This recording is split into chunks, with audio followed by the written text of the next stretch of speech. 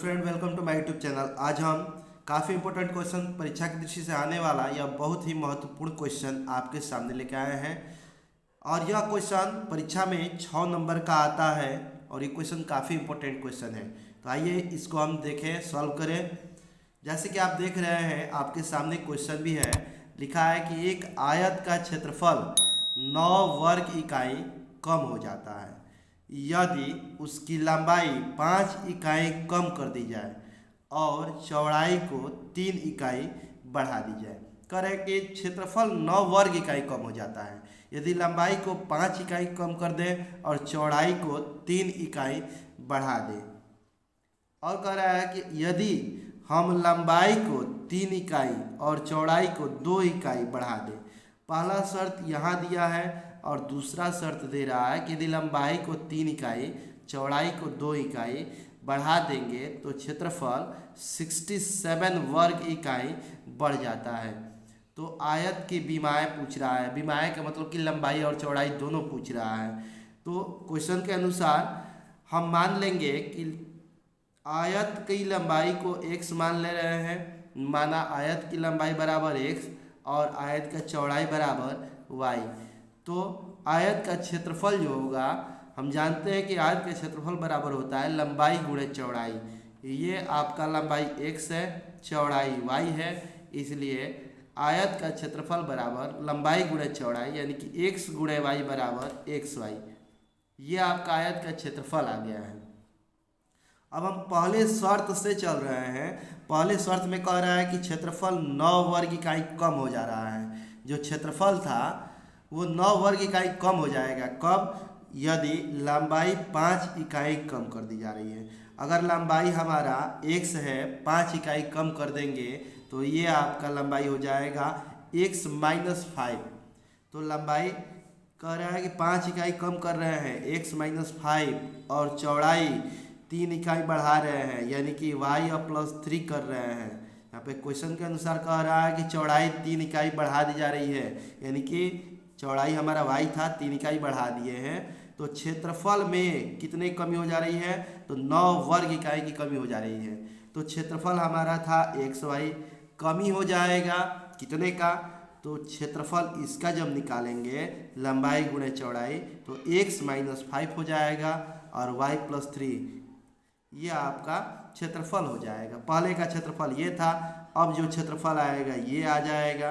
कमी दर्शाना है तो पहले वाले में से दूसरे वाले क्षेत्रफल को माइनस कर देंगे। कितनी कमी है? तो 9 वर्ग इकाई यहाँ पे हम लिखे हैं। आगे हम चलते हैं, इसको मल्टीप्लाई करेंगे तो x से y में करेंगे पहले तो ये आपका xy हो जाएगा। x से 3 में कर देंगे तो 3x हो जाएगा। अब हम -5 से y में करेंगे तो -5y, और -5 से 3 में करेंगे तो -15 इक्वल टू 9 है, तो यहाँ आप इक्वल टू 9 लिखेंगे। अब इस ब्रैकेट को जब ओपन करेंगे तो -xy माइनस प्लस माइनस हो जाएगा, ये माइनस और माइनस प्लस हो जाएगा, माइनस माइनस प्लस हो जाएगा। xy से xy को हम क्या करेंगे? कटा देंगे। अब हमारे पास आ रहा है -3x प्लस 5y, 9 था यहाँ 9 लिखेंगे। पॉजिटिव में 15 था, जब इस साइड में ले जाएंगे तो -15 हो जाएगा। अब इसको हम घटा देंगे, 9 में से 15 को जब घटा देंगे तो -6 हो जाएगा। या हम लिख सकते हैं -3 प्लस 5y माइनस 6, यह आपका -3x plus 5y equal to -6 है।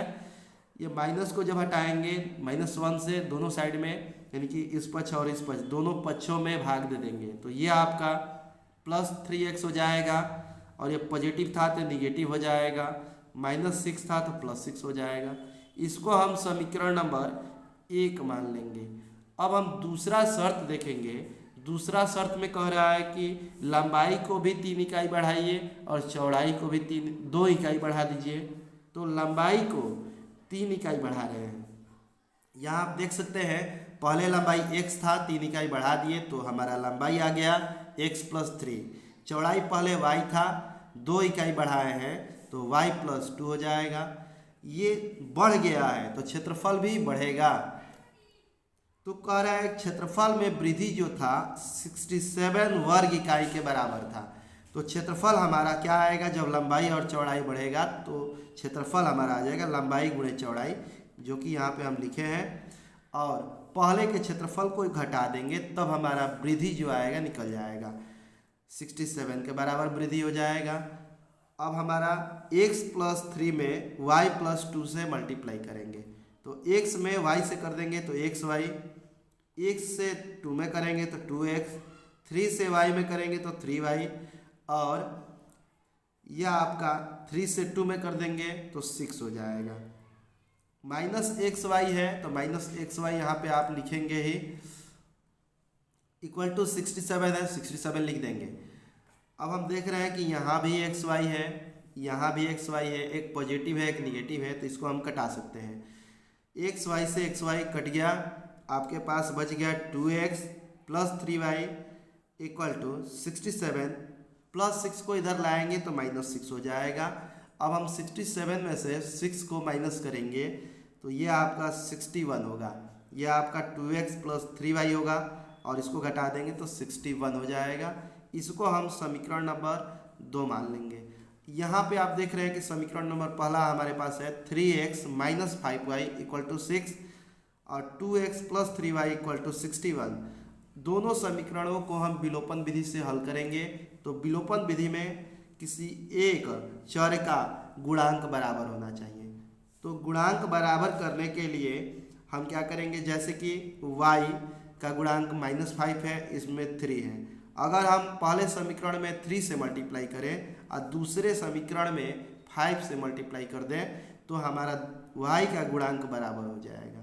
और यहाँ निगेटिव है, यहाँ पॉजिटिव है, अगर दोनों समीकरणों को अगर जोड़ देंगे तो ये y वाला कैंसिल हो सकता है। तो हम वही काम किए हैं, समीकरण 1 में 3 से गुणा किया है और समीकरण 2 में 5 से गुणा किया है। तो समीकरण 1 में 3 से जब गुणा करेंगे तो 3x - 5y = 6 है, 3 से इसमें गुणा करें तो 3 के 9, 3 × 5 = 15, 3 × 6 = 18, और समीकरण 2 में 5 से करेंगे तो यह आपका 5 दूनी 10 हो जाएगा, 5 × 15y हो जाएगा, 5 से करेंगे इसमें तो 305 हो जाएगा। 15 से 15 को हम कटा देंगे, -15y + 15y कट गया, 9 और 10 19x हो जाएगा, 18 और 305 = 323 हो जाएगा। ये आपका 323 हो जाएगा। 19 से जब इसको कटाएंगे तो 17 बार में कट जाएगा, यानी कि x का मान आ जाएगा 17, और x का मान कोई भी समीकरण में हम रखेंगे ताकि y का मान भी निकल जाए। तो x का मान हम रखे हैं समीकरण 2 में, तो 2 हमारा है 2x + 3y = 61 है, तो 2 × 17 + 3y = 61, यह आपका 34 होगा। 34 को जब इधर लाएंगे तो -34 होगा, 61 और -34 घटा देंगे इसको तो 27, 3 से जब इसको डिवाइड देंगे तो 9 टाइम, यानी कि y = 9 आ जाएगा। यानी कि आपके पास x का मान भी निकल गया है, y का मान भी निकल गया है, और आयत की विमाएँ पूछ रहा है, यानी कि लंबाई और चौड़ाई पूछ रहा है। तो हम लिख देंगे अतः आयत की लंबाई = 17 इकाई और चौड़ाई = 9 इकाई। ये क्वेश्चन काफ़ी इम्पोर्टेंट क्वेश्चन है और ये पेपर के दृष्टि से काफ़ी इम्पोर्टेंट है।